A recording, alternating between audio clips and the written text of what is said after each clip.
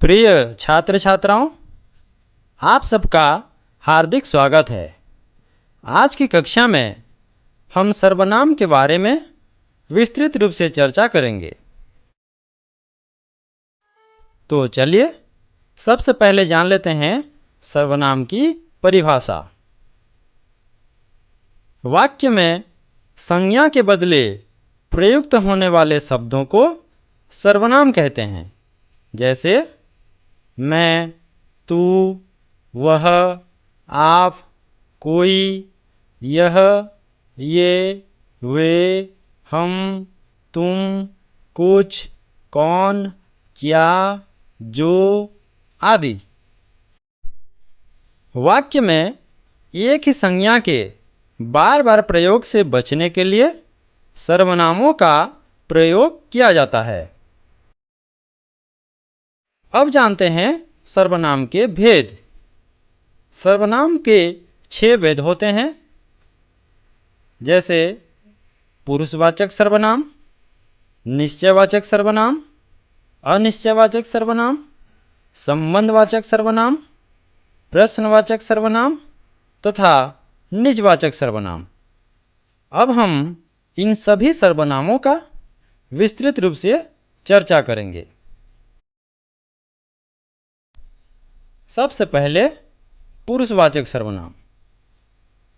पुरुषों, जिसमें पुरुष और स्त्री दोनों हैं, के नामों के बदले प्रयुक्त होने वाले शब्दों को पुरुषवाचक सर्वनाम कहते हैं।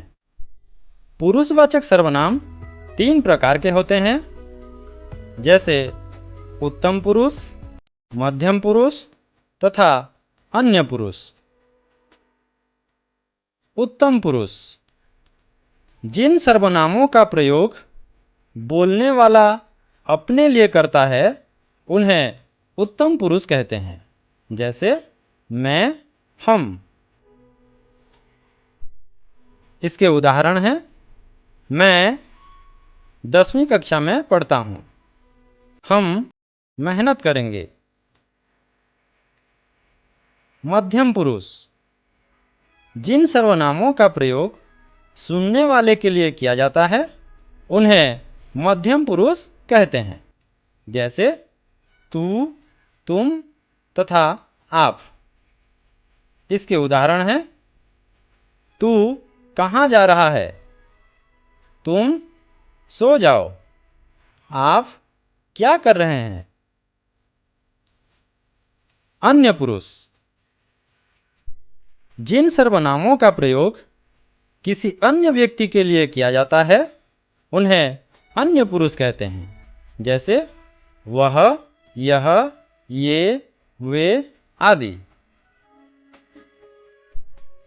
इसके उदाहरण कुछ इस प्रकार हैं, वह कल विद्यालय जाएगा, यह कौन है, ये सब अच्छे लड़के हैं, वे पढ़ रहे हैं।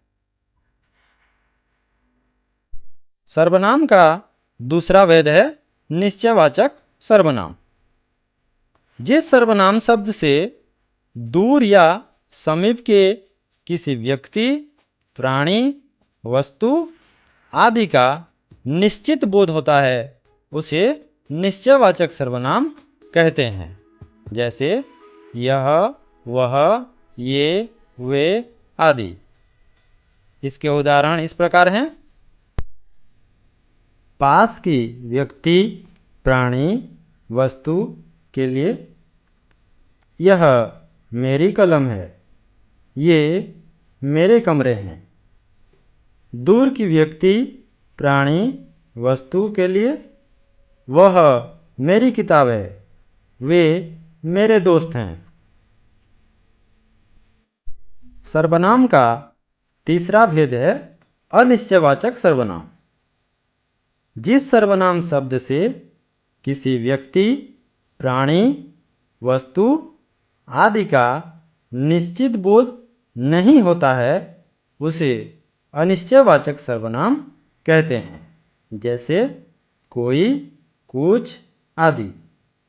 इसके उदाहरण हैं, कोई आ रहा है, मुझे कुछ खाना है। सर्वनाम का चौथा भेद है संबंधवाचक सर्वनाम। जिन सर्वनाम शब्दों का प्रयोग किसी दूसरी संज्ञा या सर्वनाम से संबंध दिखाने के लिए होता है उन्हें संबंधवाचक सर्वनाम कहते हैं। जैसे जो।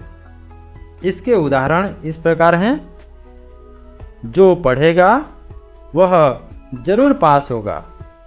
जो कमाएगा वह खाएगा। ध्यान देने वाली बात यह है कि हिंदी में जो एकमात्र संबंधवाचक सर्वनाम है। इसका प्रयोग मिश्र वाक्यों में होता है। ऐसे वाक्यों में जो के साथ वह, वे, उस, उन आदि का प्रयोग होता है। सर्वनाम का पांचवा भेद है प्रश्नवाचक सर्वनाम। जिन सर्वनाम शब्दों का प्रयोग किसी व्यक्ति, प्राणी, वस्तु आदि के बारे में सवाल पूछने के लिए किया जाता है उन्हें प्रश्नवाचक सर्वनाम कहते हैं। जैसे कौन, क्या आदि। इसके उदाहरण हैं। कौन खड़ा है? तुम क्या खा रहे हो? सर्वनाम का अंतिम भेद है निजवाचक सर्वनाम। जिन सर्वनाम शब्दों का प्रयोग कर्ता के विषय में कुछ बताने के लिए किया जाता है उन्हें निजवाचक सर्वनाम कहते हैं। जैसे आप, अपने आप, स्वयं, खुद आदि। आप शब्द का प्रयोग पुरुषवाचक तथा निजवाचक सर्वनाम दोनों में होता है। जहाँ आप शब्द का प्रयोग श्रोता के लिए होता है वहाँ यह आदर्श सूचक मध्यम पुरुष होता है, और जहाँ आप शब्द का प्रयोग खुद के लिए होता है वहाँ निजवाचक होता है। इन उदाहरणों के माध्यम से हम इसे स्पष्ट रूप से समझ सकते हैं। जैसे आप कल कहाँ गए थे? आदर्श सूचक मध्यम पुरुष के लिए आप का प्रयोग हुआ है। दूसरा उदाहरण है वह आप ही चला गया। यहाँ आप का प्रयोग निजवाचक सर्वनाम के लिए हुआ है। निजवाचक सर्वनाम आप कर्ता का काम नहीं करता, किंतु कर्ता के साथ इसका प्रयोग किया जा सकता है।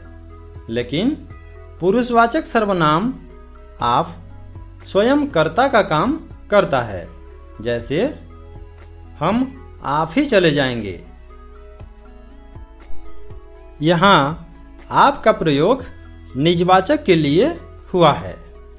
दूसरा उदाहरण है आप चले गए। यहाँ आप का प्रयोग पुरुषवाचक के लिए हुआ है। निजवाचक सर्वनाम आप दोनों वचनों तथा तीनों पुरुषों में समान रहता है। जैसे मैं आप ही चला जाऊंगा, तुम आप ही चले जाना, वे आप ही चले गए।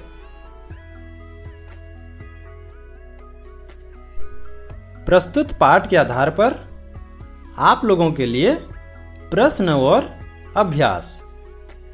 पहला प्रश्न, सर्वनाम की परिभाषा और उसके भेदों के नाम लिखिए।